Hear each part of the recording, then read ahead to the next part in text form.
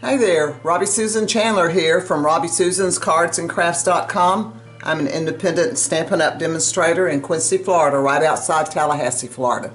Today I'm going to share a beautiful card with you that we made in our my card classes this week as an Easter card, and I'll show you inside. We put Happy Easter. But today I'm going to make it a birthday card because it's really pretty versatile. It could go, pretty much any occasion. And I also have enough Easter cards now, so I need more birthday cards. So let's look at the supplies that we used for this card. And you'll be surprised at some of them, and you'll be surprised at the method that we use to put this beautiful color on the front. Alright, so let's start with the card base. And I used wild wheat, which has become my new favorite when I need a gold. And it is, where's my little paper? There it is. It is 11 by 4 1/4, scored at 5 1/2, which is halfway, the middle. So that's our base. Now our next piece that goes on top of that is this. And this piece actually came from this card base, which are our gold foiled flowers, cards, and envelopes. And the envelopes are beautiful too. This is what the envelopes look like. They have this nice design on the edge. And then the cards themselves look like this. And what I did, I just cut them at 4 by 5 1/4, and I could get 2 out of one card base here. I mean, who wants to waste this on the back of a card? I thought, that's too pretty to do that. So that's why I decided to cut it this way. And then inside, we have a piece of Very Vanilla that's 4 inches by 5 1/4. And one other piece of paper that we use on this card is this distressed gold. And see, it's distressed gold. It's in the annual catalog. And I used it to cut my circle, this one on the front. And I used the Everyday Details die to cut that circle. Alright, let's start with this piece and this one, and I'll show you how I put the color on. I'm going to use a little mat here to hide it. Alright, the first color I started with, I should already put these on here, is Pecan Pie. And next, and I'll put this over here so you can see what I'm doing. I'm just going to put some drops here on this block. This is Re-Inker, the Pecan Pie Re-Inker. And then my next color I used going up my card was Pumpkin Pie. Now I tried several ways to apply this, and I tried a baby wipe, and that worked pretty good, except after a few swipes or so the baby wipe wanted to start disintegrating and making things fuzzy and hairy. So then I went to the daubers. So I just dipped the dauber in there, and I kind of want to start it up here high and kind of come low on this first level, because my bird's nest is over here on this corner.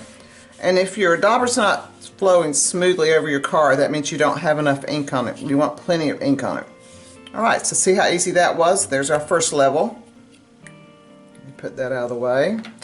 And then we'll go to our Pumpkin Pie. And same thing, just start swiping. See how easy it glides? I just want to make you a little level going across here.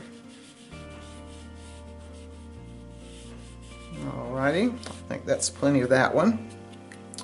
And then, let's get rid of that one. We're going to start, our next color is Daffodil Delight.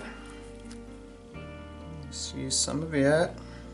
I noticed some of my Re-Inker bottles are hard to get to squeeze, like this Daffodil Delight just doesn't want to come out. And then my top layer is going to be Azure Afternoon.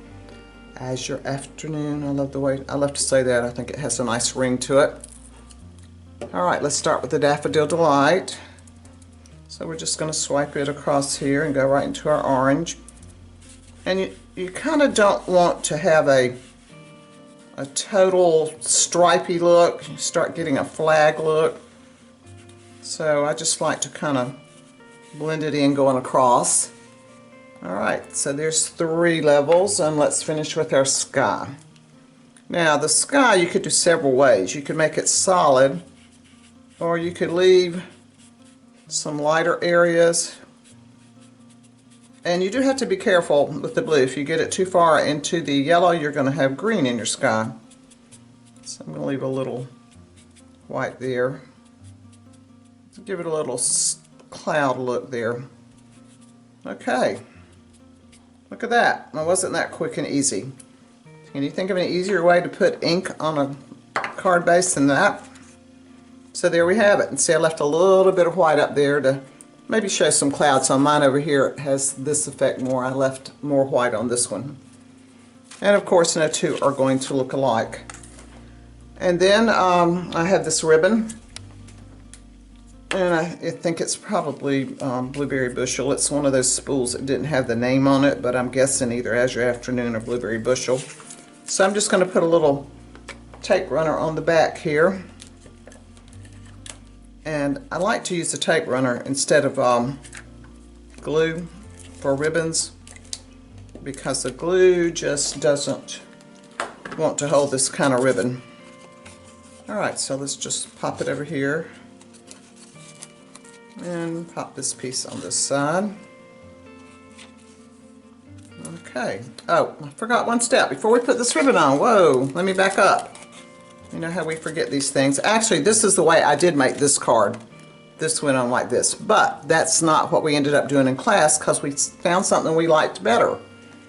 We ran it through the crosshatch embossing folder, and look at the difference. Isn't that gorgeous? So you can see there's without it and with it. And I really think it makes the gold pop more with this crosshatch. Now the crosshatch is one of these online exclusives, and it's 161598, and you get a set of 3, one with some flowers and some bubbles and the crosshatch. Alright, I have already adhered that to the front of my card here, and then we're going to put that circle down, and I just glued it flat. Now let's look at our little bird nest here. The bird nest was made from nested friends, and the base I cut with pecan pie. So here's our base, and then I cut the little twiggy part, this, with early espresso, glued them together, and I cut the eggs out of Blueberry Bushel. So here's our little nest, and it just pops on right here. You have to be careful that with these little things on the side, if you don't get the circle over far enough, which I just about didn't on that one, it'll go past the edge of the paper.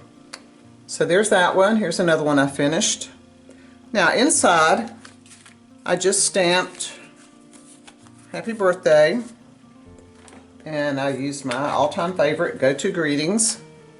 So it has such beautiful script and all different sizes. And then the bird nest came from Everyday Details.